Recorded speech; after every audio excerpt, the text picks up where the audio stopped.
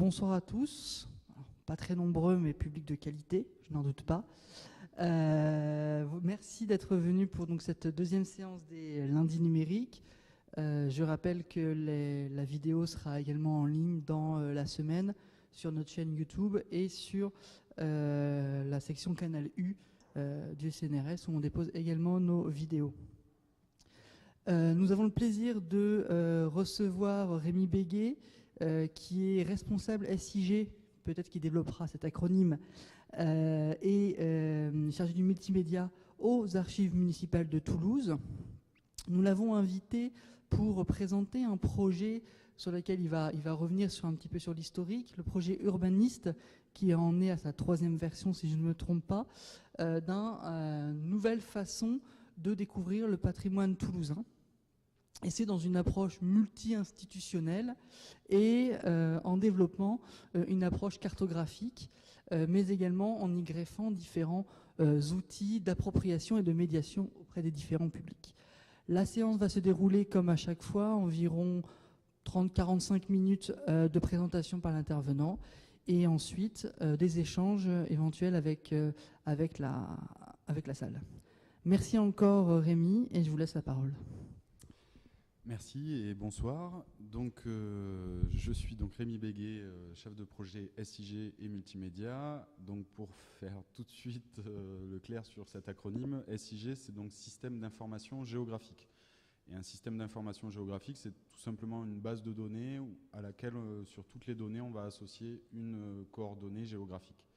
Et donc, un exemple, c'est Google Maps. Vous tapez restaurant dans Google Maps, vous avez affaire à un SIG, en fait, typiquement. Donc, moi, je suis ici pour vous présenter Urbaniste. Donc, maintenant, on parle d'un programme, puisque c'est un programme qui a commencé donc, en 2003 par, au départ, une convention entre l'État et la mairie de Toulouse. Et je vous dis au départ parce qu'il y a eu plusieurs évolutions, aussi bien au niveau de l'État, donc c'était l'État au niveau de la DRAC, qui n'a plus la mission d'inventaire qui a été rétrocédée à la région. Donc, ça, et entre-temps aussi la métropole s'est créée. Il y a eu la mairie, mais la métropole n'existait pas à cette époque-là. Donc maintenant, on parle d'une convention en fait entre la mairie, la métropole, l'État pour la DRAC et l'archéologie, et la région pour tout ce qui est l'inventaire architectural et mobilier. Et le but de ce programme, au départ, c'est de regrouper sur une seule et même plateforme des données qui soient de différentes compétences, mais qui permettent de voir l'histoire et le patrimoine de Toulouse. Donc on a regroupé des données, comme je vous ai dit, de l'archéologie, on a regroupé des données du patrimoine, mais il y a aussi toutes les données issues de la mairie et donc des archives aussi, donc des photos anciennes, des tracés de tramway, les cadastres anciens aussi, puisqu'à Toulouse on a la chance d'avoir un cadastre avant le cadastre napoléonien. Donc on a le cadastre de 1600 et le cadastre de 1800 qui sont disponibles sur le portail, et l'ensemble justement est accessible. Le but, c'était que ça soit accessible à tous, vraiment au grand public.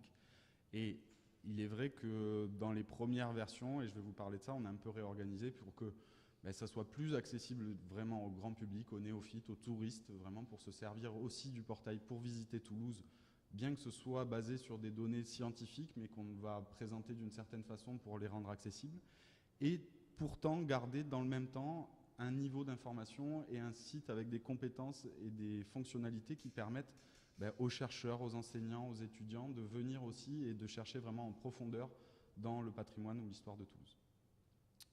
Donc voilà pour le petit historique et la petite présentation.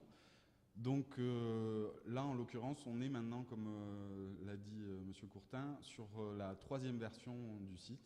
La première version, c'était en 2006. Là, la dernière version que je vous présente, elle date de l'année dernière. C'est-à-dire que avant ça, la 2e version, donc, on était sur un site en flash et une application mobile. Donc le site en flash, pour ceux qui font un peu de numérique, c'est commencé vraiment à se faire vieux. Et pour le coup, on avait pallié un petit peu ce problème-là avec une application mobile, mais comme nous, on est sur un territoire de Toulouse qui est entièrement couvert par de la 4G, et le fait qu'aussi l'application mobile nécessite de la place sur les smartphones pour l'installer, on a fait le choix dans cette 3e version donc, de passer sur un site qui soit entièrement en HTML5. donc qui ne nécessite plus d'installer quoi que ce soit, qui n'est utilisé que par un navigateur qui soit un navigateur d'ordinateur, de tablette ou de smartphone. Le site ne va pas se générer forcément, vous le comprendrez, pour des nécessités de place de la même façon sur un ordinateur que sur un smartphone, mais vous avez accès aux mêmes fonctionnalités pour autant. Même vous avez accès à un petit peu plus, puisque sur un smartphone, vous avez aussi les fonctionnalités de géolocalisation qui vous permettent notamment de vous orienter ou de vous repérer dans Toulouse. Donc, urbaniste, alors vous aurez remarqué le petit jeu de mots, ist comme histoire. Il suffit donc de taper urbaniste dans Google et c'est le premier lien qui va ressortir, puisque sous ce terme-là, vous ne retrouverez pas grand-chose. Il y a une institution européenne, je crois, qui s'est montée, mais à part ça, il n'y a pas grand-chose. Et du coup, quand vous tapez ça, vous arrivez sur le portail d'accueil. Ce portail d'accueil, on l'a fait de sorte justement qu'il soit moins austère. Pour le petit exemple, l'ancienne version, vous arriviez directement sur l'outil cartographique. Là, vous arrivez sur un portail d'accueil qui va vous orienter un petit peu en fonction de vos besoins, de vos envies, et qui va vous présenter une partie de ce qu'il y a de disponible sur le site. Donc, pour vous faire le tour rapidement, vous avez différentes portes d'entrée vers le site. En l'occurrence, vous allez comprendre un peu plus dans le détail après, mais vers le site Urbaniste, puisqu'il y a Urbaniste et Urbaniste Plus. Je vais vous montrer ça juste après. Donc là, vous avez quelques portes d'entrée, et quand vous descendez tout en bas, donc sur l'archéologie, les musées, je vais vous les détailler un petit peu plus après, vous avez un grand encart qui vous donne l'accès à Urbaniste Plus. Et justement, c'est ça qu'on a fait notamment dans la dernière version, c'est de faire en fait deux sites. On a un portail d'accueil qui vous oriente vers deux sites. Un site qui ne présentera que des sélections et qui du coup est beaucoup plus intuitif et ne présente pas donc tous les contenus. Et à l'inverse, Urbaniste Plus qui lui va vous donner accès à tous les contenus et toutes les fonctionnalités qu'on a de disponibles. Donc pour l'exemple, on va commencer par Urbaniste. Donc si on clique par exemple sur les essentiels de la ville rose, alors on a essayé de donner des noms un petit peu sympathiques. Donc on arrive sur ce que je vous disais, l'outil cartographique Urbaniste qui donc lui ne présente que des sélections et est beaucoup plus normalement simple d'usage que l'outil dont je vais vous parler après qui s'appelle Urbaniste Plus. Donc pour les essentiels de la ville rose, c'est un travail collaboratif dans la commune, puisque les essentiels, il n'y a pas un critère qui va dire voilà l'ordre des bâtiments absolument à voir à Toulouse. C'est plutôt une concertation entre les différents acteurs du patrimoine qui a permis d'établir une liste qu'on a voulu pas trop longue, mais pour l'instant on est à 34 édifices. Donc c'est l'équivalent un petit peu de ce que vous pourriez trouver sur une carte d'office du tourisme. Sachant que par contre pour chacun de ces édifices, bien sûr vous pouvez zoomer sur la carte et les sélectionner directement depuis la carte, ou vous pouvez le faire depuis le menu latéral. Si vous choisissez un édifice, pour l'exemple on va prendre le Capitole, vous avez la carte qui va se repositionner sur l'édifice, bien sûr, et puis là on arrive dans la partie dont je vous parlais avec la sélection des informations. Donc on va simplement vous donner le titre de l'édifice, son adresse, les différentes datations de l'édifice et une notice succincte. Sachant que je ne sais pas quelles sont les personnes dans le public, mais toutes ces données-là sont basées sur les données d'inventaire. Donc c'est l'équivalent en fait de ce qu'on appelle une fiche Mérimée. Simplement, ce sont certains champs de la fiche Mérimée qu'on présente, puisque la fiche Mérimée compte pas loin d'une centaine de champs. Donc si on mettait ça directement accessible au grand public, ça serait contre-productif. Donc là, ce qu'on met directement, on met juste 4 champs avec la notice succincte pour faire une présentation de l'édifice. Ensuite, on retrouve une sélection d'images avec, pareil, des images à différentes époques. Désolé, la connexion, la 4G est un petit peu lente. Et si vous cliquez sur le i, vous avez pour chacune de ces images les informations qui y sont associées. L'intérêt d'avoir des images qui sont aussi des images qui proviennent des archives et qui sont donc intégrées aussi à la base Mérimée, puisqu'Urbaniste alimente la base Mérimée sur Toulouse. Et donc pour chacune de ces images, vous avez donc le descriptif, la code de l'image, le lieu de conservation et ainsi de suite. Et enfin, vous avez la possibilité d'en savoir plus, puisque je vous dis, on ne présente qu'une sélection. Mais si vraiment ce bâtiment vous intéresse ou que vraiment vous voulez en connaître plus sur le Capitole, vous avez la possibilité d'accéder à la fiche patrimoniale complète. Puisqu'en fait, sur le site qui présente que des sélections, on a mis des liens directs qui vous ramènent sur le site Urbaniste Plus. Donc vous allez voir rapidement, mais je vous le présenterai un petit peu plus en détail après. Simplement pour vous dire que là, vous accédez à la fiche complète du bâtiment du Capitole. On retrouve effectivement la notice succincte, que l'on vient de voir juste avant, quelques informations en plus, notamment la référence de l'édifice. Et puis surtout, on va avoir l'ensemble des images, avec les photos de détails d'architecture. Je ne vais pas toutes vous les passer, il y en a plus d'une centaine sur le Capitole. Vous avez l'historique. Avec l'historique, on retrouve effectivement les datations de construction principale, mais on va retrouver l'historique complet, donc les auteurs, le complément historique, qui est assez fourni. Vous avez le descriptif du bâtiment aussi.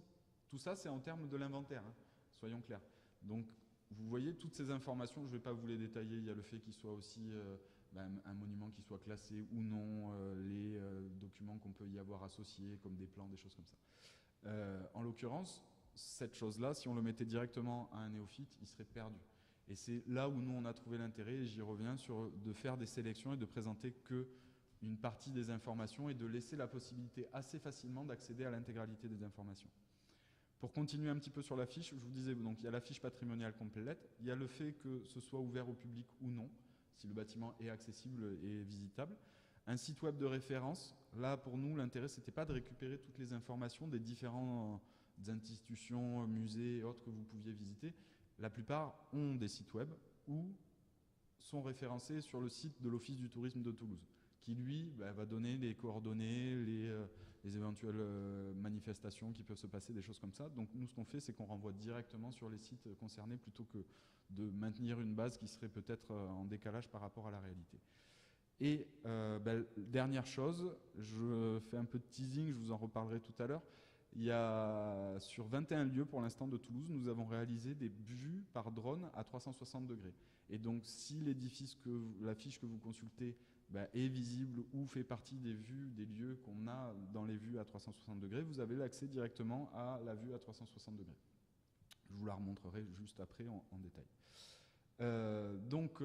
Dernière chose là-dessus, ce que je vous disais, quand vous êtes en mobilité, vous avez la possibilité de demander un calcul d'itinéraire, ce qui va faire que on va vous demander l'autorisation de vous géolocaliser et à partir de votre position, on va calculer par défaut à pied, puisqu'on est plutôt sur une visite de Toulouse, mais on peut le faire à vélo ou en voiture, l'itinéraire pour se rendre jusqu'à l'édifice qui vous intéresse.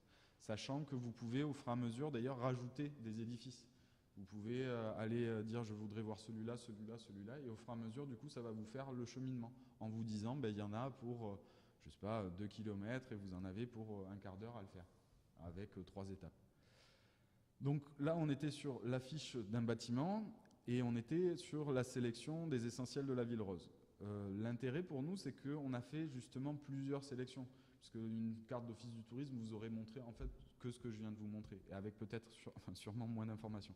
Nous, on a fait des sections en fait. On a fait les choses à découvrir, où dedans on va retrouver les essentiels, les musées, lieux d'exposition. Les objectifs grand angle, c'est les vues à 360 degrés dont je vous ai parlé, on va y revenir. Les parcs et jardins, donc là vraiment c'est ce qu'on a appelé les choses à découvrir. À côté de ça, on vous propose des circuits, où donc là c'est sur des thématiques en particulier. Alors on a essayé toujours d'y donner un petit peu des noms sympas, mais vous avez l'architecture en bord de Garonne, les murmures de l'eau, ce sont des fontaines, une sélection de fontaines de Toulouse. Toulouse gourmande, c'est pareil, une sélection de marchés couverts de Toulouse. Alors, soyons clairs, je vais le bailler tout de suite, il n'y a rien de commercial dans le site. Hein. Nous sommes une collectivité. Tout ce qu'on montre, c'est des lieux et des établissements publics ou ouverts au public en tout cas, mais sans un rapport commercial. Voilà, je préfère vous le dire tout de suite parce que les marchés couverts de Toulouse, c'est des lieux ouverts, c'est pas un endroit où il y a nécessité de payer pour entrer.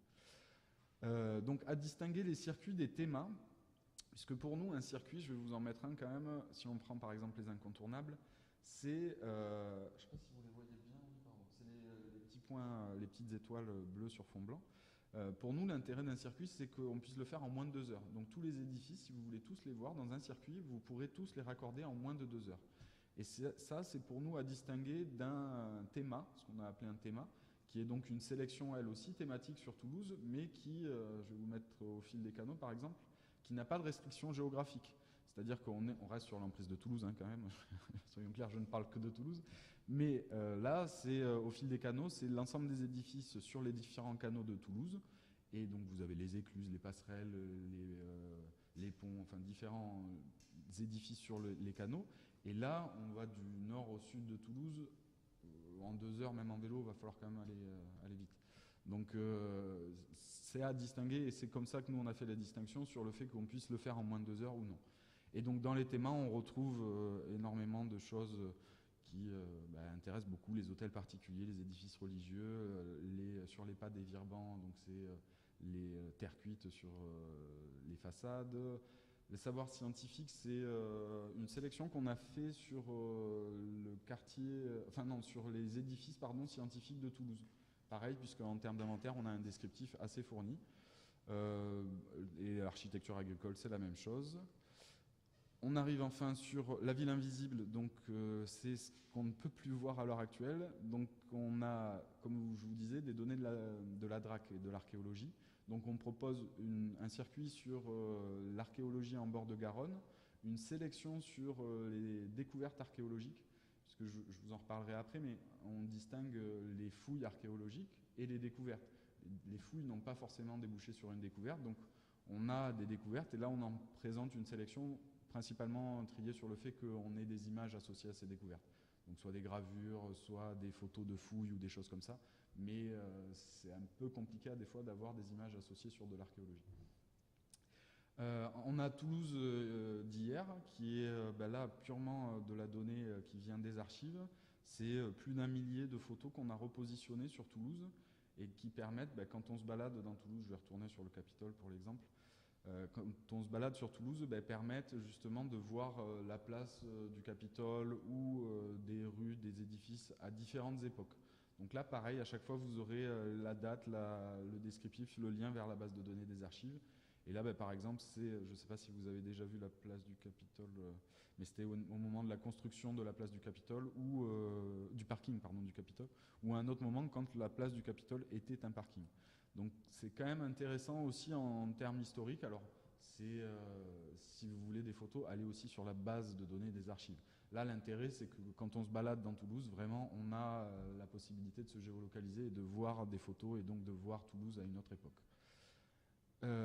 Et pour finir dans Toulouse, dans la ville invisible, pardon, il y a 2000 ans de Tolosa, c'est une sélection d'édifices qui n'existent plus à part l'amphithéâtre d'Ancely, qui était donc présent à l'époque de Toulouse il y a 2000 ans. Donc on retrouve par exemple la porte nord qui va se retrouver sur la place du Capitole. Allô. Voilà. Donc on va retrouver par exemple la porte nord, donc la porte sud est là. Déjà, rien que ça peut vous donner une ordre d'idée de l'emprise de Toulouse il y a 2000 ans. Et le seul qui reste à l'heure actuelle, c'est l'amphithéâtre d'Ancely, puisque Toulouse était aussi urbanisée, vous allez voir un petit peu après, à 2 endroits, en fait, au nord-ouest de Toulouse et dans le centre actuel de Toulouse. Voilà. Enfin, on retrouve une section scolaire, puisque en tant que mairie de Toulouse, on développe des activités avec les enseignants. Et le but pour nous, c'est qu'on s'est équipé de tablettes, on leur prête et on leur met à disposition des tablettes où les élèves peuvent venir chercher des informations sur le site urbaniste directement ou sur ce qu'ils voient en visitant Toulouse pour répondre à des questionnaires d'activités qu'ils font avec les enseignants.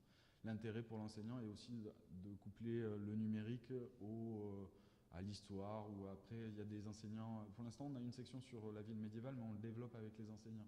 Il y a une enseignante par exemple qui nous a contacté par rapport, une enseignante d'espagnol par rapport aussi un petit peu à l'histoire, mais à l'histoire de l'Espagne à Toulouse.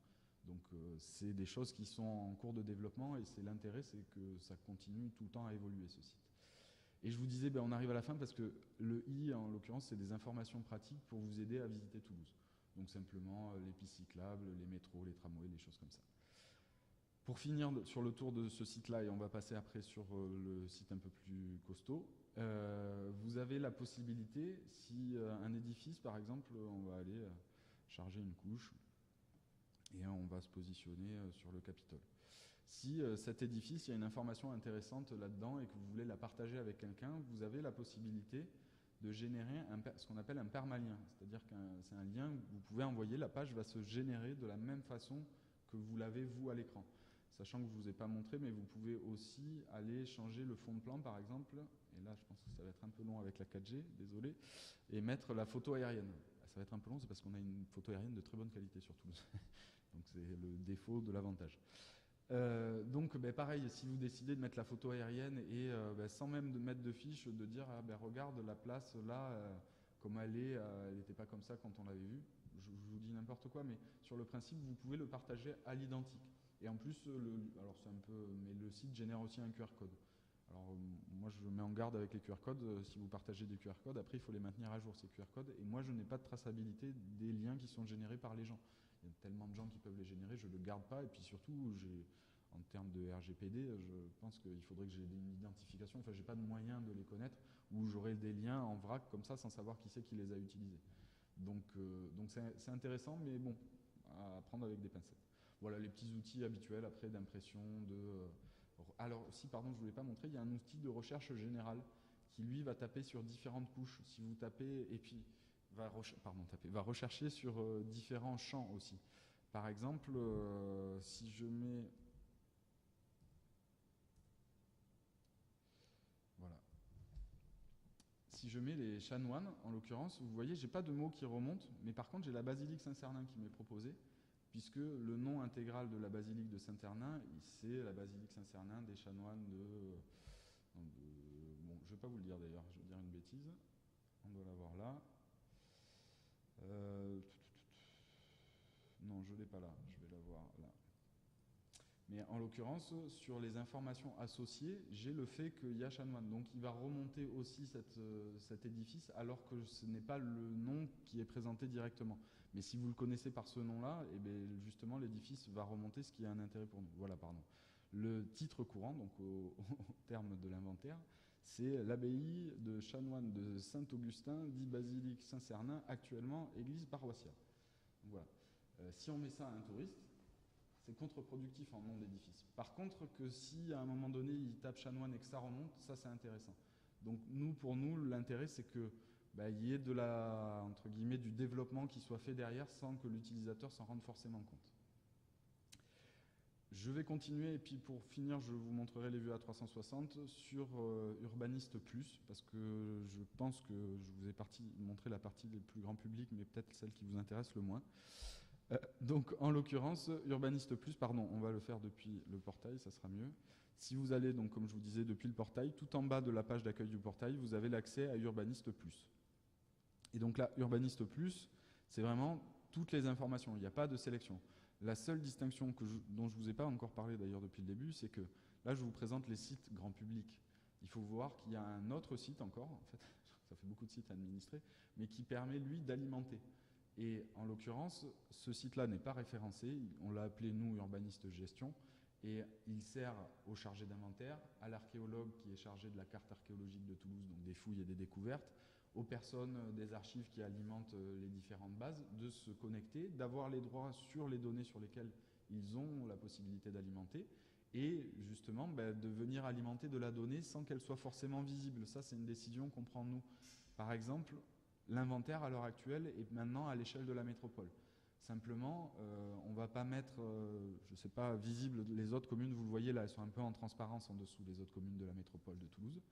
L'intérêt pour nous, c'est qu'on laisse entendre que ça va venir, mais en fait, si on a un ou deux bâtiments qui sont décrits sur chaque commune, les 37 communes de la métropole, c'est pareil, c'est contre-productif. On ne va pas montrer 3 édifices décrits alors que ça serait quand même intéressant que ça soit plus fourni. Je vous parle de ça, mais c'est la même chose, par exemple, les fouilles, les découvertes, pardon, il y a peu de temps, elles n'y étaient pas. Là, elles y sont, et c'est l'archéologue qui a pu alimenter, et à partir d'un certain seuil où on s'est dit, bon, c'est assez alimenté, on l'a mis en ligne. Si on met en ligne une donnée où il y a 3 informations dedans, c'est pas pertinent. Pour autant, elle est alimentée, cette donnée, c'est juste qu'elle n'est pas encore visible. Donc il y a un autre site que je ne vous montrerai pas, mais qui ressemble beaucoup à celui-là, et qui permet, je vous dis, d'alimenter les données. Donc, dans ce site, on retrouve un fonctionnement un peu plus SIG, dans le sens où on va retrouver des couches superposées. Je ne sais pas si vous voyez les outils un petit peu de dessin, type Mapinfo, QGIS en gratuit, mais ou un peu AutoCAD aussi peut avoir ce même fonctionnement, ou Photoshop à quelques nuances près, mais les principes de calque qui se superposent en fait. Et donc c'est ce qu'on va retrouver là sur le côté quand on est dans la gestion des couches justement, où on a essayé d'organiser de façon assez lisible, mais où il faut quand même avoir une petite notion d'utilisation de ces principes de calque. Donc on va retrouver les édifices et œuvres, et donc là on parle de l'inventaire architectural et immobilier. Si on regarde, alors il faut le comprendre, mais on a un petit œil là qui est un petit peu barré, C'est parce qu'il y a des yeux qui sont visibles dans la couche. Et ces yeux-là, en fait, je ne sais pas si vous le voyez, si vous le distinguez à l'écran, mais ils sont un peu plus grisés. Et c'est parce qu'ils ont ce qu'on appelle, nous, un seuil de zoom. C'est-à-dire qu'ils sont visibles à partir d'un certain moment. Quand vous zoomez, les points vont apparaître. Je ne sais pas si vous avez vu, l'œil est devenu noir, là il est plus grisé, j'ai touché à rien. Et alors il faut attendre un petit peu parce que la connexion est lente et que je suis encore à une échelle assez haute. Mais on va voir apparaître les points des édifices justement. Alors je vais zoomer un peu plus, ça sera plus léger pour lui à charger. Parce que j'ai toujours... Je n'ai pas vraiment de connexion. Allez. Bon, je vais continuer, ça va se charger. En l'occurrence, vous avez donc la possibilité de les rendre visibles ou non. Si vous cliquez sur l'œil, il devient grisé, on ne peut plus le voir. Donc on a dans édifices et œuvres les édifices et les œuvres et une sélection, quelques-unes que vous pouvez retrouver dans Urbaniste, et puis notamment les monuments historiques classés, inscrits, des choses comme ça que là vous ne retrouverez pas dans le côté plutôt grand public. Donc ça c'est pour les édifices, je suis désolé, j'ai une connexion qui... Ah si, là il est en train de revenir normalement. Je vais rafraîchir la page. Ça devrait peut-être l'aider.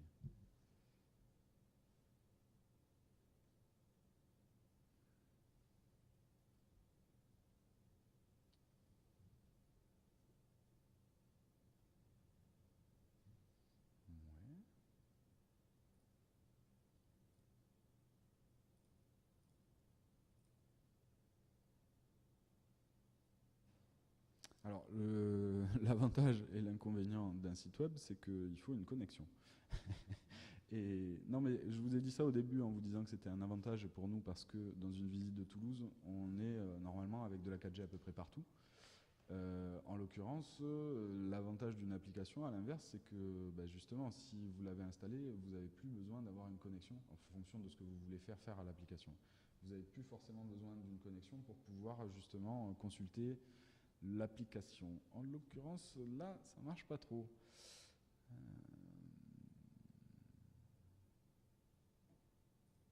suis toujours connecté là. Ouais.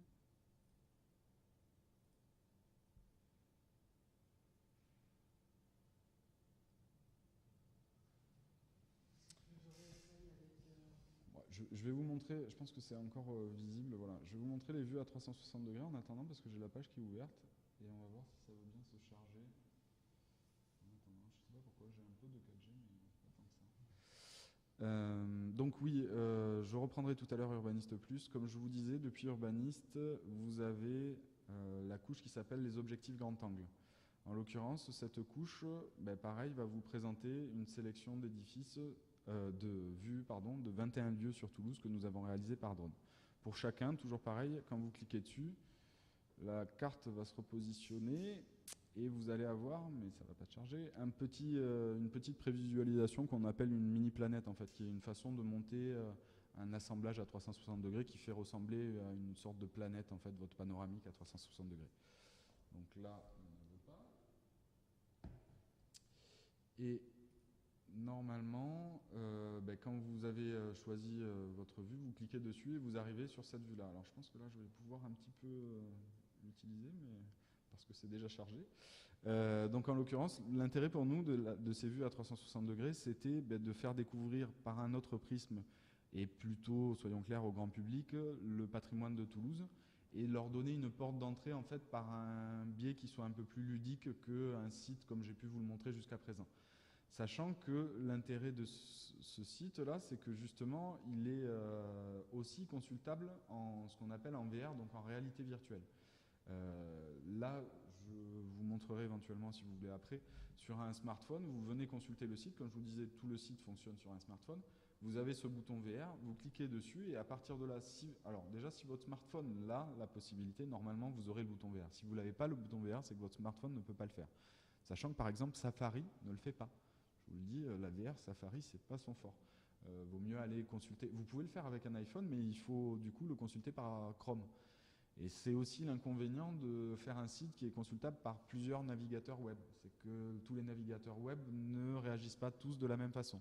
Donc sur des fonctionnalités très spécifiques comme là, la VR, je vous le dis tout de suite, ça ne marche pas forcément avec tous les navigateurs.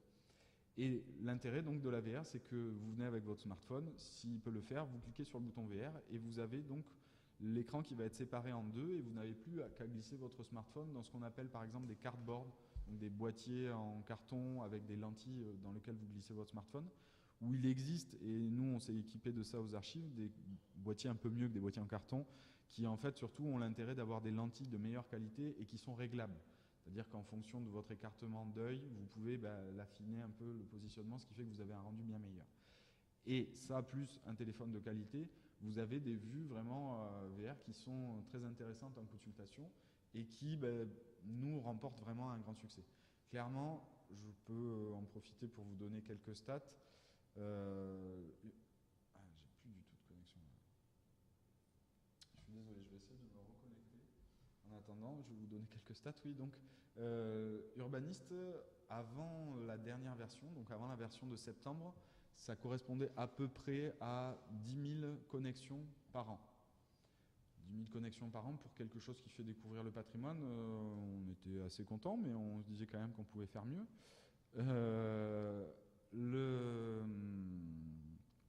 Le passage sur la nouvelle version, depuis septembre, quand on est passé sur la nouvelle version, donc on est maintenant en HTML5, et dès le départ, en septembre, on a mis les 9 vues par drone à 360 degrés.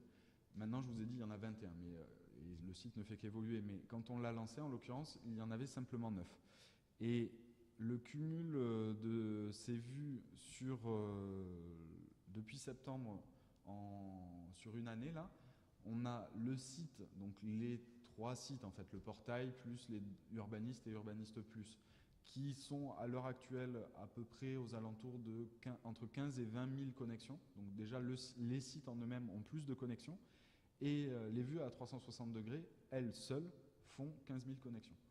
Donc on a la moitié, alors on a plus que triplé au total le nombre de connexions sur le portail urbaniste en tout, mais l'intérêt aussi, c'est que un peu plus, presque la moitié en tout cas de ces connexions, de ce total, vient des vues à 360 degrés.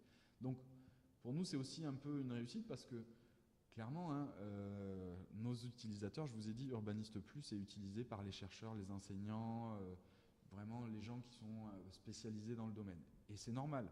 Ces gens-là, j'ai envie de dire, sont nos utilisateurs réguliers.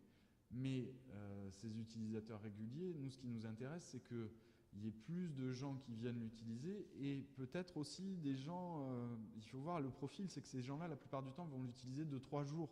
Il y a beaucoup de touristes qui viennent sur 2-3 jours l'utiliser. L'application mobile sur 2-3 jours, ils ne l'installaient pas.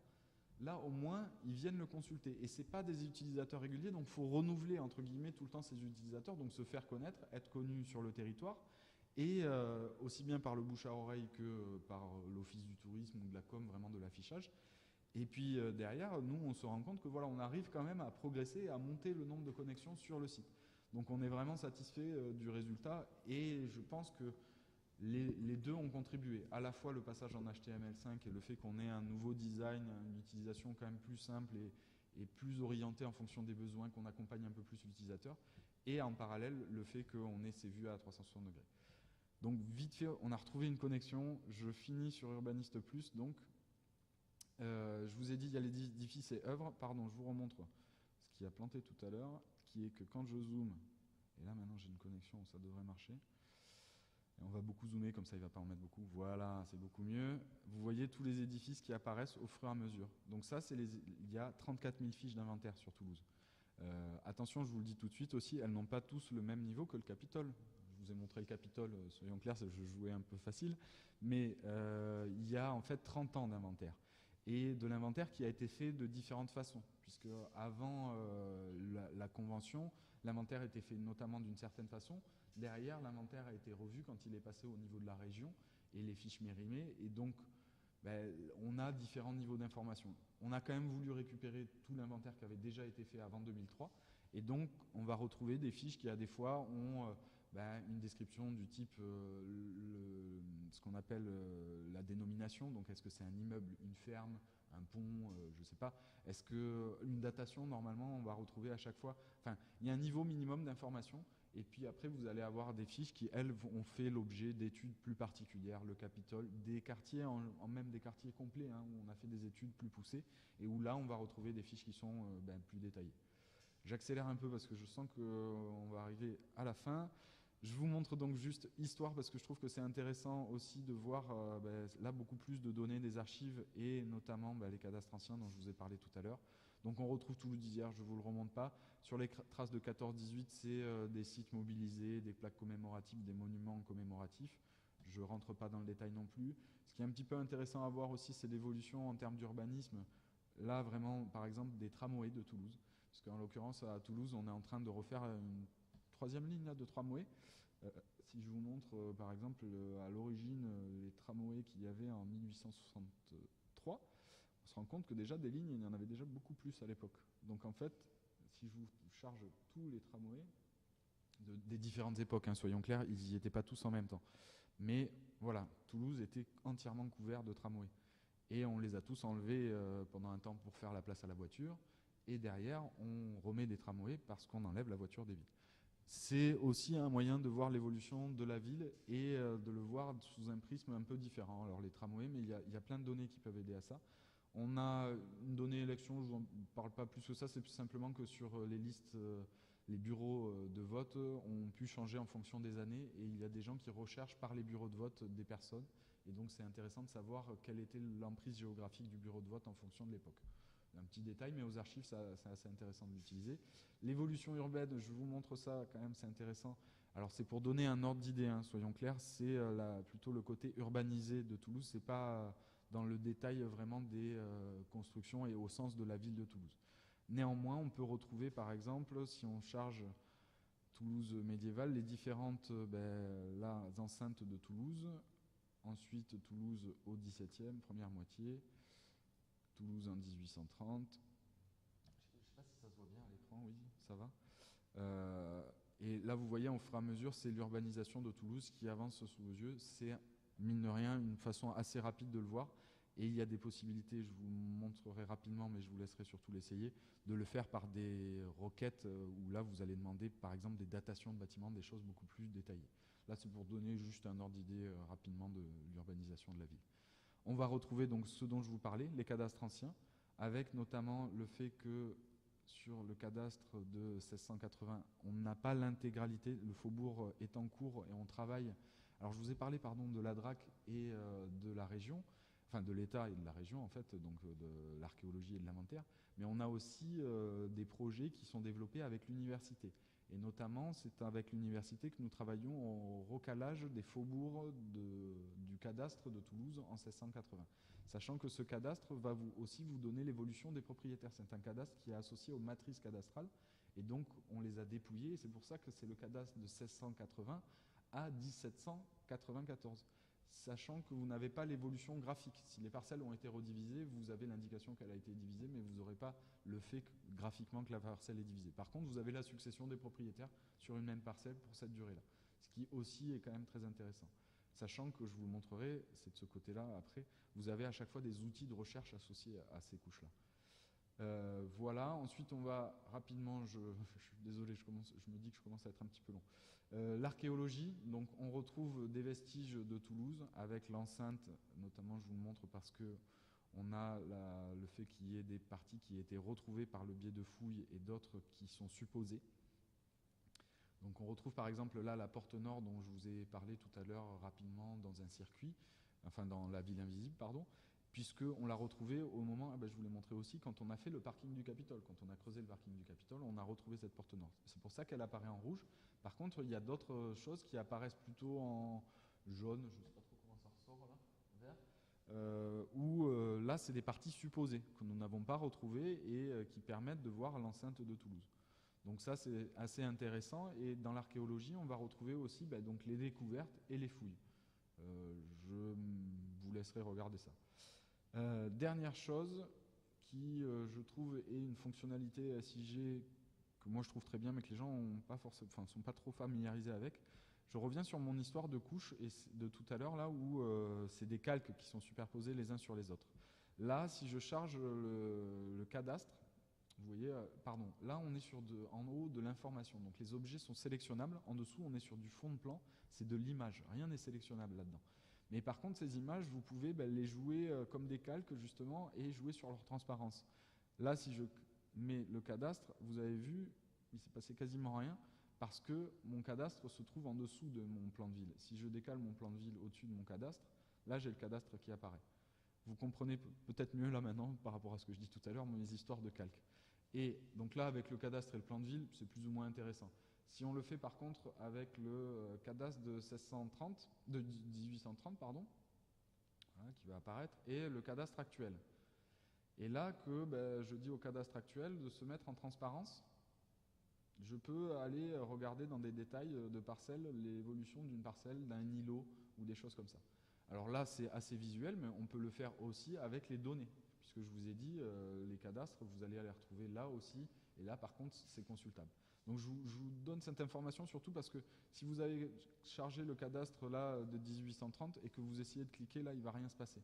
Il faut vraiment que ce soit la couche en elle-même, donc je vous montre rapidement la couche là du cadastre de 1830 par exemple que je charge. Je vais enlever mon fond de plan puisque c'est la même chose. Et là, je ne sais pas si vous voyez déjà, là, quand je mets ma souris dessus, on voit que c'est un objet. C'est plus du fond de plan, il y a l'emprise de l'objet qui est sélectionné.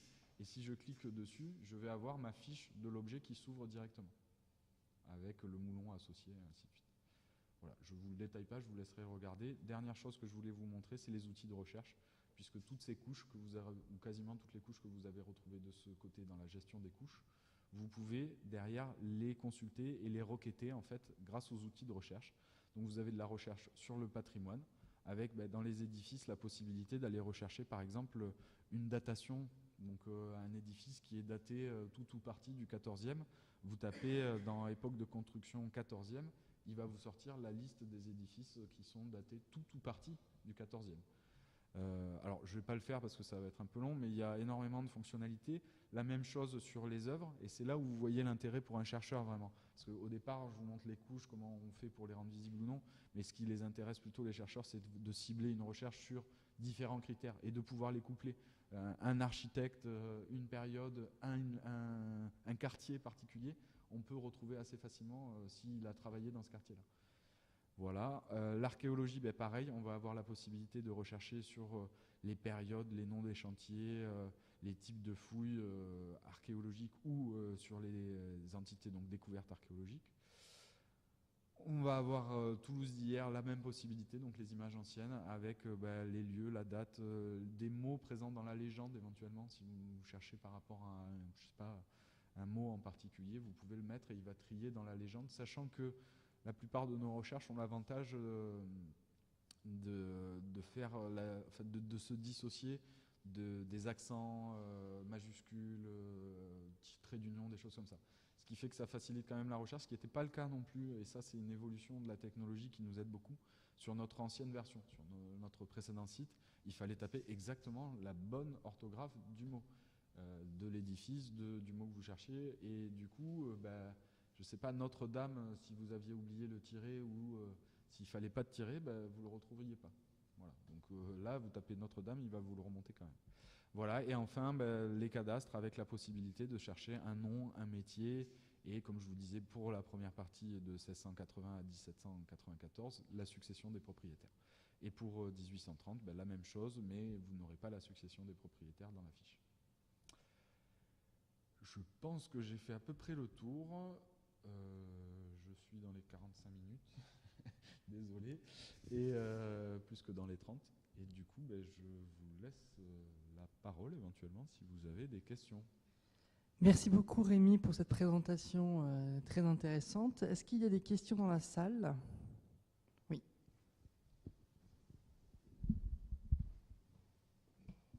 Oui, bonjour.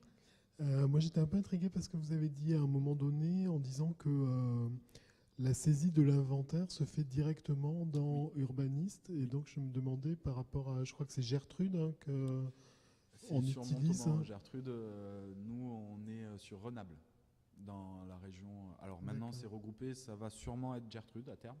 Mais pour l'instant, on en a deux. Il y a Renable et Gertrude.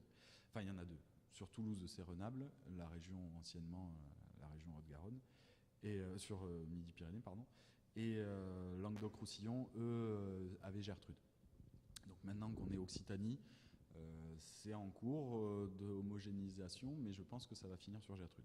Pour répondre à votre question, oui, en fait, à l'origine de la convention, qui a donc été signée en 2003, l'intérêt, et puis c'est même par la suite, au moment où la région a récupéré la mission d'inventaire, la volonté, c'était d'avoir un outil qui permette de faire l'inventaire dans les mêmes règles absolument, et on utilise les mêmes thésaurus, donc les mêmes descriptifs et ainsi de suite, que l'inventaire région et donc les fiches Mérimée, mais d'y ajouter le volet cartographique.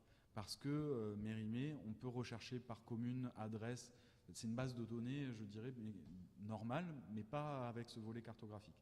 Et donc ce qui est fait, c'est que depuis l'origine, l'inventaire sur Toulouse et maintenant sur la métropole est fait par 2 chargés d'inventaire qui sont en fait ce qu'on pourrait appeler détachés, mais ils ont été recrutés par la mairie de Toulouse sous convention avec la région pour assurer la mission d'inventaire à Toulouse et maintenant à la métropole.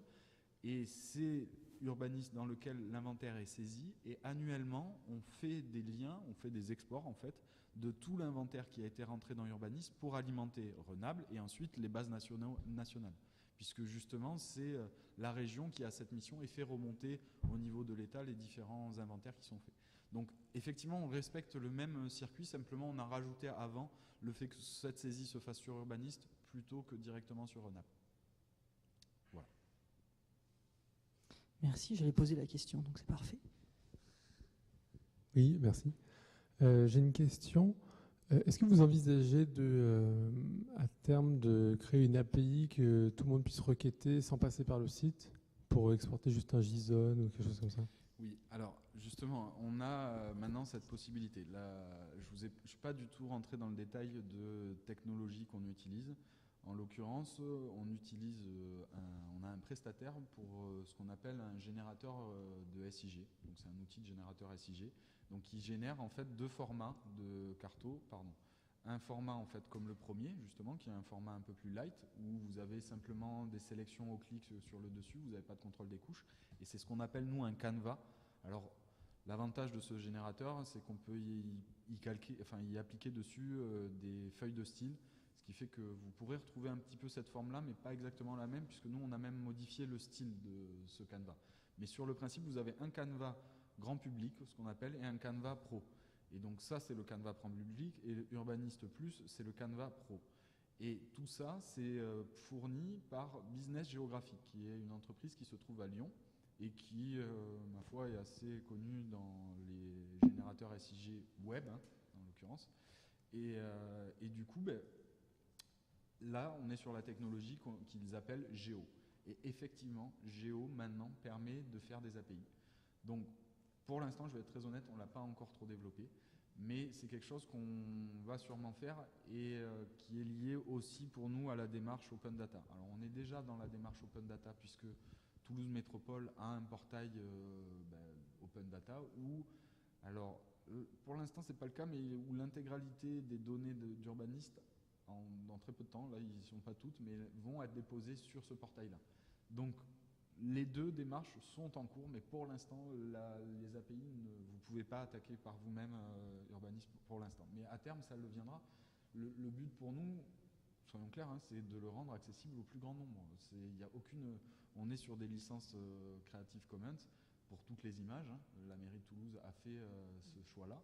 Et donc à partir de Creative Commons by SA, donc réutilisation à l'identique en citant la licence avec la même licence. Et du coup, nous, c'est un gros avantage parce que on a l'ouverture complète. Je ne voulais pas trop montrer aussi, mais les vues à 360 degrés, c'est pareil. On a fait en sorte d'avoir les droits intégrales sur les images et de pouvoir du coup les rendre accessibles par la base de données des archives et que n'importe qui puisse les réutiliser sous licence Creative Commons. Donc, désolé, non, pour l'instant, ce n'est pas le cas, mais oui, on y travaille et maintenant la technologie qu'on utilise nous permet de le faire. Voilà. Une autre question?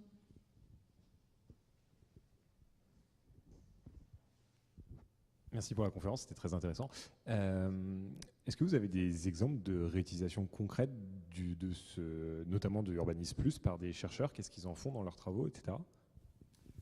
Alors, on a des exemples concrets là à vous donner, non, j'en aurais pas vraiment. En fait, le truc qui est rigolo, c'est que par exemple, le cadastre pas dire de bêtises, c'est celui de 1800. Tous les faubourgs ont été recalés, enfin une grande partie des faubourgs ont été recalés par un chercheur, une personne qui préparait sa thèse et qui du coup a aussi beaucoup communiqué sur urbanisme. Donc il y a de la donnée qui a été utilisée et alimentée. Pour vous donner un autre exemple, il y a pas mal, et on espère que ça va être utilisé, mais on est en train de développer avec ce même anciennement étudiant qui est maintenant maître de conférence, des stages avec des masters notamment pour alimenter une nouvelle base qu'on va créer sur les données des archives avec la criminalité en fait des archives. Et l'intérêt pour nous, c'est que les capitouls, on a les jugements des capitouls sur une bonne période. Et donc ces jugements sont au fur et à mesure dépouillés. Alors, à un premier niveau, puis les étudiants les dépouilleront à un deuxième niveau pour pouvoir derrière relocaliser un petit peu aussi bien le plaignant, le coupable, les témoins, et parce que justement toutes ces procédures ont à chaque fois un descriptif et une forme assez intéressante pour pouvoir justement relocaliser et peut-être même créer une base des personnes, puisque à un moment donné, une personne était témoin, va pouvoir devenir plaignante ou accusée. Et donc, effectivement, on a des gens qui viennent comme ça. Après, honnêtement, c'est plutôt un cumul pour les gens, beaucoup de gens d'étudiants en histoire ou histoire de l'art qui viennent. C'est plutôt un cumul de recherches qu'ils font à la fois sur Urbaniste et sur la base de données des archives. Ça, plus quelques, je dirais, spécialistes qu'on peut avoir aux archives qui viennent consulter. Mais du coup, c'est jamais vraiment uniquement basé sur Urbaniste, en fait.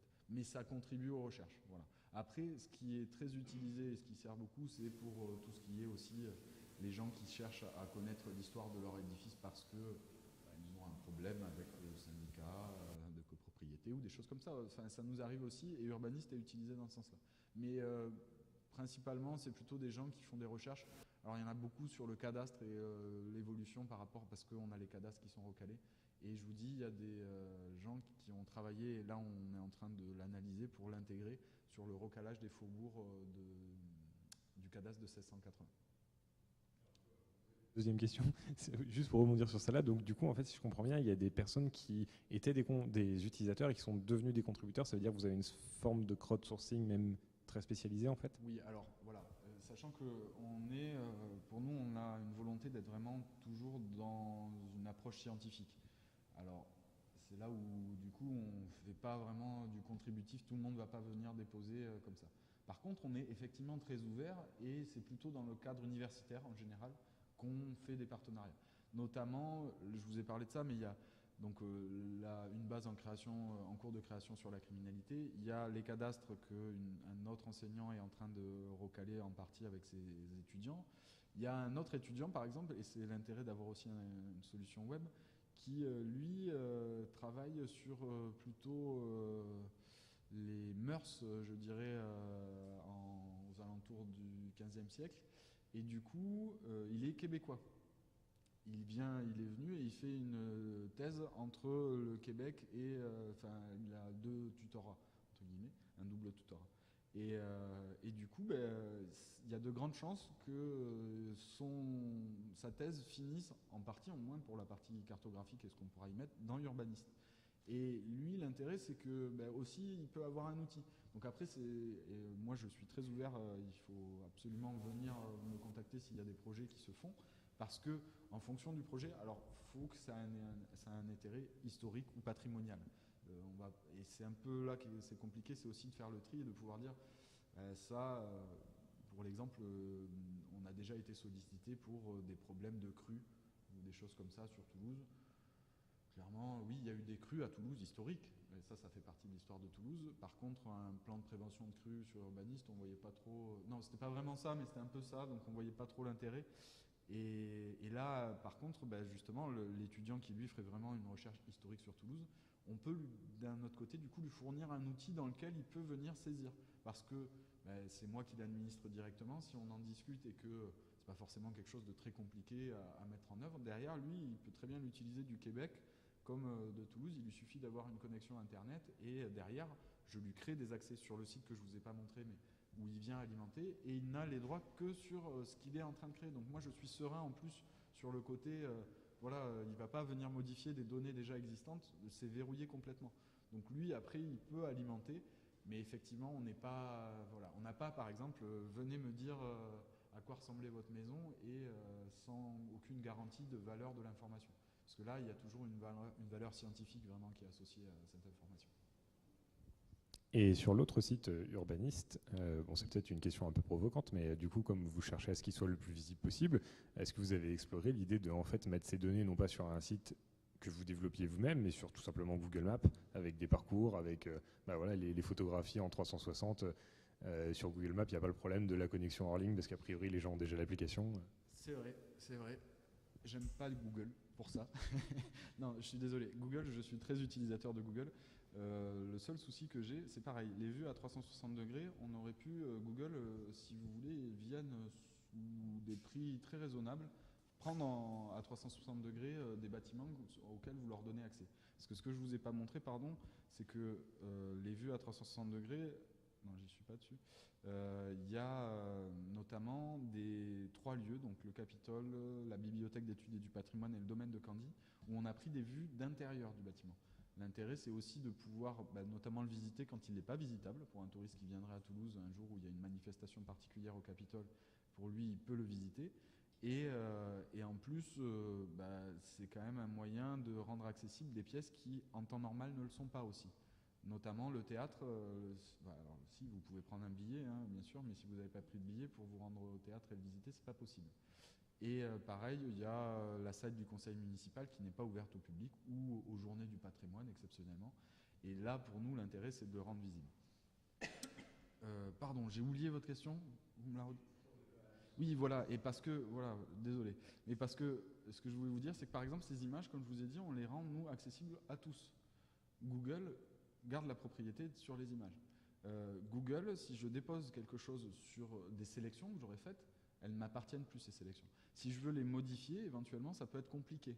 Si je veux rajouter des choses, en enlever, changer les contenus, éventuellement, des choses comme ça, nous, l'intérêt, c'est de garder la main complète là-dessus. Après, on le rend accessible, et si quelqu'un veut le mettre ailleurs, sous licence Creative Commons, il peut le mettre.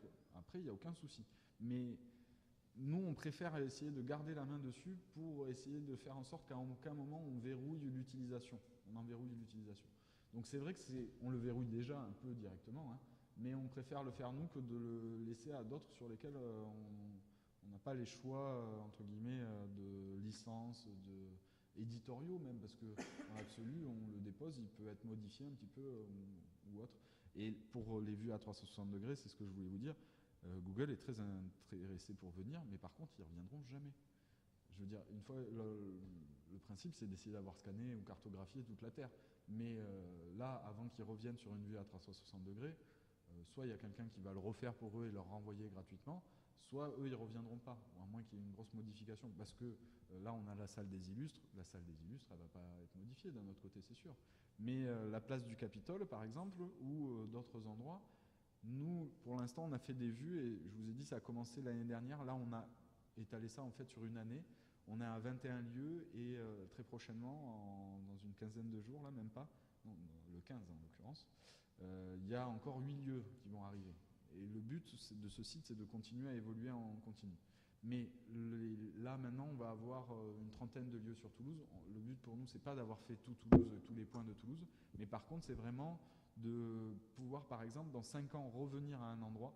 Alors, je ne sais pas si vous connaissez un peu Toulouse, mais par exemple, il y a en ce moment les machines qui sont en train de s'installer à Montaudan. Parce que les machines les machines, c'est ce qu'on qui retrouve et qui sont installées à Nantes. Je ne sais pas si vous connaissez à Nantes les machines. En l'occurrence, ils ont maintenant la halle des machines, qui est cet édifice-là, et la piste des géants, qui est donc l'endroit où ils vont faire défiler des statues, des constructions qu'ils auront faites. Et en l'occurrence, cette piste, c'est la piste historique de Montaudan, donc de l'aéronautique, de l'origine de l'aéronautique, avec d'ailleurs le jardin de la ligne là, qui retrace un peu l'évolution de l'aéropostale. Et vous voyez, c'est en construction, là, clairement. Ce côté-là, il est plutôt fini. On voit bien bâtiment et l'allée principale. Là, c'est complètement encore en chantier. Là, c'est à peu près fini. Puis la fin, là-bas, va y avoir énormément de bâtiments, notamment de recherche, de nouvelles technologies, et ainsi de suite. L'intérêt pour nous, c'est là de revenir et dans 5 ans, rajouter un bouton sur le côté, par exemple, et de pouvoir passer de 5 ans avant à 5 ans après. Toujours pour montrer le patrimoine et l'histoire de Toulouse. Donc, je ne sais pas si vous le savez, pardon, je vous dis ça, mais les prises de vue par drone, sur chacune des photos, on a les coordonnées précises du drone quand il a pris sa photo. Donc, on peut revenir exactement positionner le drone au même endroit pour refaire la même vue à 360 degrés.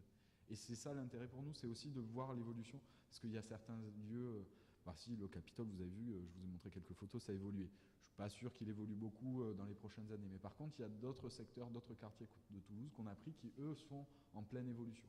Et donc, qui, à des fois, couplent d'anciens bâtiments avec de nouveaux en construction. Et ça peut être intéressant de voir comment ça se construit au fur et à mesure et comment la ville évolue. Alors, je vais me permettre de poser une question, même si les questions étaient très pertinentes, déjà posées. J'en ai encore une sur la question sur Urban East et pas Urbaniste Plus, donc celui qui est orienté plus grand public, et notamment les touristes. Vous avez évoqué cette question. Qui dit touriste dit langue. Oui. Est-ce que vous avez une réflexion là-dessus? Est-ce que vous avez des systèmes de log pour savoir quel est est-ce qu'il y a d'autres personnes de langue étrangère qui se sont connectées avec leur iPhone? Est-ce qu'on peut avoir ces stats de log assez facilement? Et est-ce que vous prévoyez une version, justement, peut-être pas pour Urbaniste Plus, mais pour Urbaniste tout court? Absolument. En l'occurrence, ce que je vous ai pas dit, c'est que quand on a refait Urbaniste, qu'on l'a refondu, entre guillemets, et réfléchi, on l'a fait aussi en y couplant un groupe de travail avec différents services et acteurs du patrimoine, donc principalement des gens de la mairie ou de la métropole. Donc, mais c'était aussi bien, par exemple, les musées que l'architecture, que le patrimoine, enfin l'atelier du patrimoine, ce qu'on appelle à Toulouse.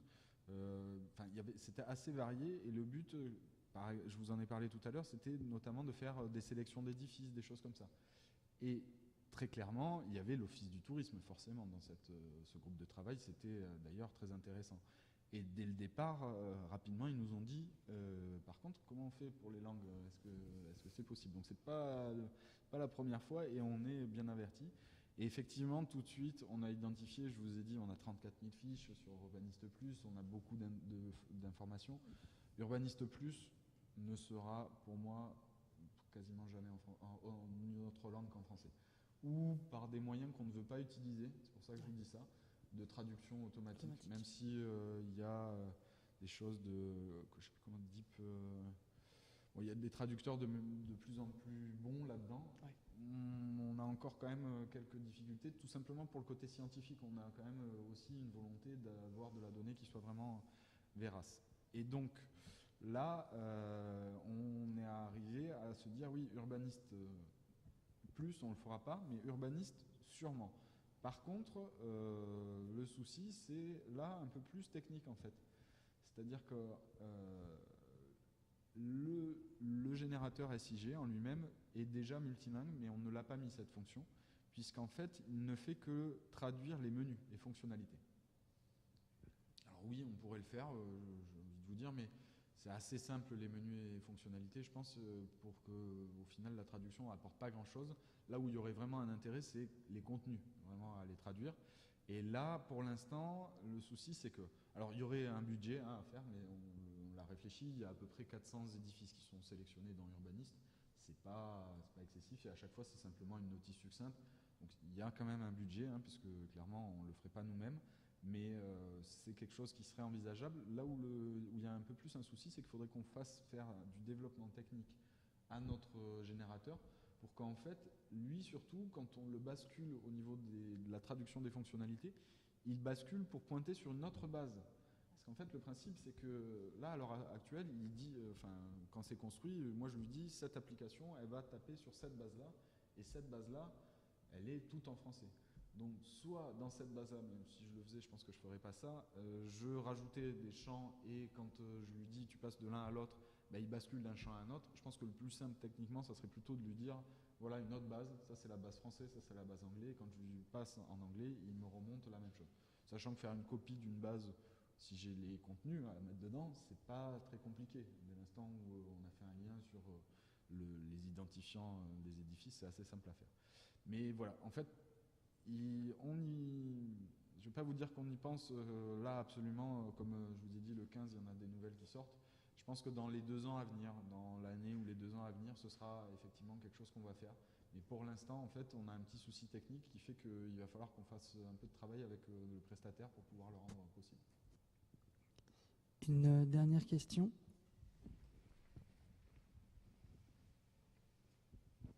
Moi, j'avais 2 questions. Pas de souci. Donc, concernant la nécessité d'une base personne, vous l'avez un peu évoqué. Effectivement, moi, je ne vois pas comment vous pouvez être précis d'un point de vue scientifique si à un moment donné, on tape un nom propre, on retrouve des données, mais on ne vous dit pas qui est cette personne, qu'est-ce qu'elle a fait. Donc, voilà, est-ce que vous y pensez? Et d'autre part, je voulais savoir, un peu dans toujours cette idée du crowdsourcing, vous avez parlé d'expérience pédagogique, hein, donc j'ai compris que vous mettiez à disposition des données pour des professeurs pour réaliser des expériences pédagogiques, hein, mais à l'inverse, hein, est-ce que ça ne serait pas gratifiant pour les parents, pour les enfants, de voir des réalisations faites autour de Toulouse? Et donc, est-ce qu'il n'y a pas une volonté à un moment donné d'interagir avec ce public en fait? Alors, je vais faire la deuxième en premier, et puis après je ferai la première. En l'occurrence, on met à disposition des tablettes. Hein. Les données sont accessibles à tous, et éventuellement on peut mettre en forme des données d'une certaine façon, et c'est plutôt dans ce sens-là qu'on va aller. C'est-à-dire que le côté gratifiant, effectivement, on l'a déjà fait entre guillemets avec cette balade La ville médiévale. Et c'est ce que je vous dis, des enseignants, nous on est très ouverts à ce qu'un enseignant vienne nous dire, voilà, moi j'ai une idée sur les réfugiés espagnols, ce que je vous ai dit là, c'est en cours en fait, en l'occurrence, c'est pour ça que je le prends en exemple. Et j'aimerais bien faire quelque chose, je suis prof d'espagnol, et avec mes élèves, on va développer quelque chose pour pouvoir le faire. Et l'intérêt, c'est que derrière, nous, on prête des tablettes aux enseignants pour que les élèves consultent ce qu'ils ont fait et répondent aussi à des questionnaires. Ça a différentes formes en fait, c'est pas forcément figé, mais le but c'est effectivement que pour l'enseignant, il ait un matériel à disposition que nous on lui prête et qu'il puisse mettre en place une activité, alors d'une année sur l'autre éventuellement. Le but pour nous, c'est que effectivement l'élève utilise à la fois le site et la technologie entre guillemets, le numérique, et ce que l'enseignant va lui apporter dans sa matière, donc espagnol, ça peut être après un prof d'histoire ou autre, mais vraiment voilà. Par contre, je vous ai dit, c'est quand même de la donnée très scientifique qu'on a. S'il y a un projet effectivement qui peut amener à ce que des élèves et des enseignants en petite section plutôt, hein, je pense que c'est plutôt de ça qu'on parle, puissent alimenter, pourquoi pas, mais pour l'instant je vous avoue qu'on n'a pas eu tellement de sollicitations dans ce sens-là, et surtout on n'a pas, enfin je suis pas sûr qu'on aurait le niveau entre guillemets d'information suffisant dont on essaye de maintenir sur le site, quoi. Mais après on est très ouvert éventuellement à la discussion, il n'y a aucun souci là-dessus. Et la première question que vous m'avez dit, c'était le fait de participer et le fait d'identifier les gens. C'était ça, hein? Le fait de savoir. Alors, ben non, alors on a déjà en termes de RGPD, on n'a pas le droit d'avoir une base qui dise, avec un nom tout simplement et une identification. Ah, pardon. Ah, d'accord, c'est que j'avais mal compris. Je pensais que vous me parliez du fait que les personnes qui viennent consulter le site, je garde leurs identifiants et que je vois ce qu'ils font en consultant le site. Très bien. Donc, du coup, vous me parliez du fait que je puisse rechercher un peintre du 19e par son nom. Ça, si, on peut le faire, hein. Ah, D'accord. Alors, non, pour l'instant, on n'en a pas parce que les données qu'on a là, c'est des données basées sur l'inventaire et que l'inventaire ne décrit pas les auteurs en eux-mêmes, les architectes, les choses comme ça. Effectivement, c'est quelque chose qui pourrait être intéressant. Après, pour le coup, nous, ce qu'on va faire, c'est plutôt sur ce que je vous disais, la criminalité, où là, on va faire une base sur les personnes, effectivement, mais plutôt sur le fait que telle personne a été impliquée dans telle procédure, telle personne, on la retrouve 3 ans plus tard, elle était, je ne sais pas, maraîchère, derrière c'est une personne qui n'est plus maraîchère, elle devient autre chose, elle fait un autre métier, peu importe. Je veux dire, on va faire une base comme ça, mais c'est plus une base des personnes de Toulouse à l'époque entre le 15e et le 16e siècle, en gros, pendant 200 ans là. Mais par contre, on n'a pas vocation, entre guillemets, à devenir Wikipédia ou Google qui va vous dire là vraiment pour un architecte, un auteur ou quelque chose comme ça, un descriptif très complet. Parce qu'on n'a pas aussi la matière, on n'a pas les personnes pour alimenter cette donnée-là. Hein. Si on avait des personnes qui nous fassent, je ne sais pas, une thèse sur tous les peintres connus de Toulouse, je ne sais pas si ça serait une thèse recevable d'ailleurs, mais on les référencerait dans Urbanisme, ça nous intéresserait beaucoup. Mais en fait, il faudrait qu'on ait la source au départ. Et nous, on ne va pas aller par contre voir sur... Il y a quelques liens qu'on met à des endroits, mais plus sur les photos à 360 vers du Wikipédia justement. Mais on n'a pas vocation à récupérer de la donnée Wikipédia pour la mettre là-dedans. On multiplierait entre guillemets les sources. Je ne suis pas sûr non plus que ce serait très pertinent. Je me permets de rebondir parce que c'était lié à peut-être une dernière question, à moins qu'il y ait une autre question dans la salle, sur l'application des musées. Et je ne peux pas m'empêcher de penser au dossier d'artistes. Le musée des Augustins a des milliers de dossiers d'artistes. Voilà, quelle est l'articulation? Là, on voit que les archives sont extrêmement impliquées par le cadastre, par la nature même des documents qu'ils ont d'un point de vue cartographique qui a un intérêt indéniable. Mais voilà, la question de l'application des musées, et je suis une thèse sur les peintres toulousains au 19e, je suis prêt à parier qu'elle existe. Hein. Alors, non, ce que je veux dire par là, non, mais voilà, c'est la question de l'application de d'autres services. Là, c'est déjà, je trouve génial d'avoir impliqué plusieurs services culturels d'une même ville. Les musées, et notamment les dossiers d'artistes, où les musées ont cette matière de dossiers d'artistes non négligeable. Oui. Ça demanderait un travail phénoménal. Hein. La question de l'informatisation des collections et des dossiers d'œuvres dans les musées est un sujet... on a déjà pu en discuter ici à d'autres séances des lundis numériques, mais voilà, cette question envers les musées sur d'autres types de données qui peuvent avoir complémentaires à Urbaniste. Alors typiquement, ça serait faisable. Hein. Je vous avoue que pour l'instant, on n'y avait pas trop réfléchi. Après, le souci qu'il y a, entre guillemets, c'est qu'il faudrait associer cette base à notre donnée, mais cette base n'a pas de cartographie, en fait. Je veux dire, on ne peut pas positionner les peintres, alors à moins que ce soit que des peintres vraiment de Toulouse, et savoir où ils se positionnaient. Mais je veux dire, ce qui serait plus pertinent, sûrement, c'est plutôt justement sur chacune des œuvres que nous décrivons, notamment au titre de l'inventaire mobilier, là, d'avoir un descriptif associé à chaque auteur qui permette d'accéder à une fiche sans forcément avoir à localiser cet auteur-là, savoir simplement que cet auteur-là est né en telle époque, a fait tel type d'œuvre, et ainsi de suite, un descriptif détaillé. Et donc oui, effectivement, ça c'est quelque chose qui serait faisable. Après, pour l'instant, on n'y avait pas trop réfléchi puisqu'on était plutôt sur essayer d'alimenter de la donnée d'inventaire alimenté, mais on n'avait pas effectivement abordé ce sujet-là. Alors je le note pour le coup, mais je pense que ça sera plus, je vous dis, quelque chose qu'on associera avec, à chaque fois qu'on va avoir un auteur ou un architecte de cité, de mettre un lien directement sur l'auteur en lui-même qui permet d'accéder à une fiche où, enfin on peut le mettre sous différentes formes, mais effectivement associer une fiche auteur, ça pourrait être intéressant. Ah. Alors les musées ont certaines œuvres qui sont accessibles, alors même d'ailleurs pour le musée, alors c'est là où c'est un peu plus simple d'ailleurs, le musée Saint-Raymond, donc le musée d'archéologie, où là on va retrouver aussi des œuvres d'ailleurs qui ont été des sculptures, des bustes qui ont été scannés en 3D et qui sont accessibles, mais elles n'y sont pas toutes, non.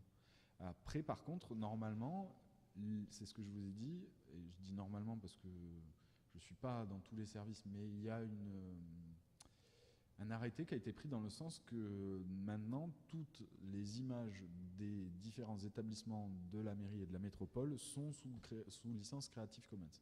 Donc, si des photos de collection ont été prises, normalement, elles sont sous ces licences-là aussi. Après, il y a, je sais, le site 2000 ans, 2000 images à Toulouse aussi, qui montre beaucoup des collections de Toulouse, de différents musées. Je vais pas vous dire lesquels parce que je dirais peut-être une bêtise, mais je sais qu'il y en a plusieurs qui sont impliqués dedans, notamment les Augustins en l'occurrence. Mais voilà, après là, les musées en eux-mêmes et les collections, oui. Après, il y a plus le côté aussi ne pas marcher sur les plates-bandes du musée. C'est-à-dire que c'est bien de les mettre en valeur, mais si le site, si on représente la même chose des deux côtés, quel est l'intérêt? À part capter peut-être de la navigation. Oui, merci. Moi, j'ai travaillé sur des projets à peu près similaires sur la forme, mais pas du tout sur le fond. C'était au Muséum d'Histoire Naturelle. Finalement, on faisait du SIG, mais avec des insectes et des plantes, mais bon, c'est pareil. Oui, ça s'adapte à tout. C'est Vigie Nature, enfin bref. Et en fait, une des choses qui était terrible dans nos projets, c'était un peu qu'il y a plusieurs métiers en même temps. Il y a le SIG, il y a le web, il y a les bases de données, en soi, c'est déjà un métier. Et est-ce que vous êtes en phase d'internalisation des compétences ou est-ce que vous passez plutôt par des prestataires extérieurs à chaque fois? Comment ça se passe avec la maîtrise d'ouvrage? Enfin, ça doit être quand même assez complexe, non? Alors oui, effectivement. Alors, pour le coup, l'organisation qui a été décidée, c'est le chef de projet SIG, moi en l'occurrence, chef de projet SIG Multimédia, s'occupe de toute la partie technique. Au delta du générateur. Le générateur, c'est l'outil que la collectivité utilise même en interne. Je veux dire, les agents de la mairie ou de la métropole pour consulter les données cartographiques de la métropole, pas forcément celles ouvertes au public. Hein. Je parle des réseaux, des restrictions des PLU, des choses comme ça. Alors le PLU, c'est ouvert au public, mais je veux dire, toutes les données qu'on peut être amené à utiliser des différentes compétences de la métropole sont consultables par le même outil que la collectivité a choisi par marché. Et en l'occurrence, dans le marché, on a décidé qu'il fallait que ce soit un outil qui puisse aussi faire du web, pas seulement de l'intranet, mais aussi de l'internet. Et du coup, ça c'est le seul parti, je dirais, où on a un prestataire. Après, l'hébergement aussi. L'hébergement, forcément. Alors maintenant, c'est plus simple. Anciennement, on était sur deux prestataires différents. Maintenant, c'est le même prestataire qui nous fait à la fois l'hébergement pour la partie web et qui nous fournit le générateur SIG. Donc pour moi, c'est beaucoup plus simple. J'ai un seul interlocuteur quand j'ai des lenteurs, parce que sinon, ça renvoie facilement la balle. Non, c'est pas moi, c'est le générateur. Non, c'est pas moi, c'est l'hébergeur. D'accord. Là, c'est la même personne, donc vous vous débrouillez. C'est quand même beaucoup plus simple. Après, par contre, donc, je vous disais pour toute la partie technique. Donc, je ne sais pas mettre de nouvelles fiches, créer de nouvelles couches. Si je vous ai parlé de la base de criminalité, moi, je suis ce qu'on appelle géomaticien. J'ai fait 10 ans dans l'assainissement avant. Je suis là maintenant sur du patrimoine et de l'histoire. Je pourrais très bien faire les insectes. Moi, j'apprends dans le patrimoine et je ne suis pas le plus calé. J'ai peut-être dit des bêtises d'ailleurs. Mais en l'occurrence, moi, c'est pas mon métier. Mon métier, moi, c'est gérer des bases de données, essayer de comprendre les besoins. Parce que, et c'est là où je vous rejoins ce que vous disiez, il y a des compétences et des métiers différents. Alors c'est là où il faut être un peu souple et savoir interpréter ce que les gens disent, parce que des fois c'est pas forcément dans la façon dont moi je le dirais en tout cas, mais une fois qu'on a, je dirais, une méthode de fonctionnement, quelques règles, puisqu'en SIG il y a quand même quelques règles de la traçabilité, du fait de savoir qui c'est qui a alimenté quoi, à quelle date et ainsi de suite. Après, c'est eux les spécialistes. Hein. Moi, je m'appuie sur chacun, un archéologue, un chargé d'inventaire, un historien, peu importe. Et c'est lui, on va travailler ensemble. Et ce qu'on fait en général, c'est qu'on essaye de le travailler très en amont sur les contenus. Qu'est-ce qu'on va faire avant même de créer la base, hein. On réfléchit à un modèle conceptuel, ainsi de suite. Et puis, derrière, une fois qu'on a à peu près ce qu'il faut, on le teste en fait vraiment avant de le valider définitivement, parce que généralement, il va y avoir des petites évolutions encore au fur et à mesure qu'on alimente. On va se dire, ah ça, j'aurais préféré le noter autrement, ça, je n'ai pas pensé à le mettre, mais il faut absolument qu'on le mette, enfin, des choses comme ça. Et donc, c'est vraiment un travail collaboratif. Et là, je suis assez content de pouvoir dire que ça se passe très bien avec mes collègues, parce que eux aussi, ils sont très ouverts sur avoir un outil. Dès l'instant où on leur dit, mais tu me dis, tu veux quoi? Tu veux pouvoir associer des images? Ok, il faut que les images elles aient de l'info, il faut pas. Et moi, je pose des questions en fait, et derrière, en fonction, j'essaye de balayer. Alors, ça peut être un peu long au départ, mais j'essaye de balayer un peu tout. Et derrière, la compétence technique en interne, on l'a entre guillemets, puisque on travaille sur des bases de données aussi en PostGIS, Postgre. Je ne sais pas si vous connaissez, mais c'est du libre. Et donc, On n'est pas sur Oracle, c'était pour vous dire en gros le pendant. Et donc on a la main complète là-dessus. Derrière, on a des compétences aussi en interne au niveau de la métropole sur les évolutions de version de ces logiciels libres et donc des incidences qu'il peut y avoir. Moi, je ne suis pas là-dessus, je suis plutôt sur qu'est-ce que sont les requêtes qu'on a à faire pour gérer une base de données, comment on les sauvegarde, comment je crée de nouvelles tables, de nouvelles bases, et ainsi de suite. Et donc après, là, l'intérêt, c'est que c'est un peu le choix qui a été fait à la métropole en fonction des projets, mairie et métropole, pardon. Il y a un chef de projet qui est détaché dans le service, qui est vraiment techniquement sur le projet.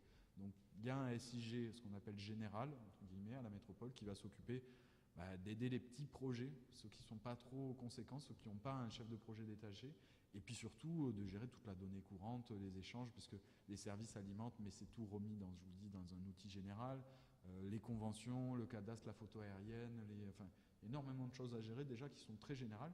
Et puis après, dès l'instant où c'est un certain niveau d'importance et que c'est un service en particulier, je vous dis, il y a un chef de projet, donc là, effectivement, la compétence technique, normalement, à part le générateur, et là on s'adapte, c'est vrai qu'avant j'avais un autre outil, il faut réapprendre un peu quelques trucs, mais on reste quand même sur les mêmes modes de fonctionnement en termes de SIG, normalement, on ne se perd pas. Merci beaucoup. Je pense qu'on va arrêter cette séance très riche. Encore merci. Je trouve que c'est un excellent exemple on va dire, vraiment de l'acquisition des données jusqu'à l'exploitation vers différents publics. Je trouve que c'est en ça vraiment un projet très intéressant, aussi d'éditorialisation des données produites dans des logiciels métiers. Et ça, j'ai trouvé ça vraiment extrêmement intéressant et un exemple très, très frappant. Merci encore. Merci à vous.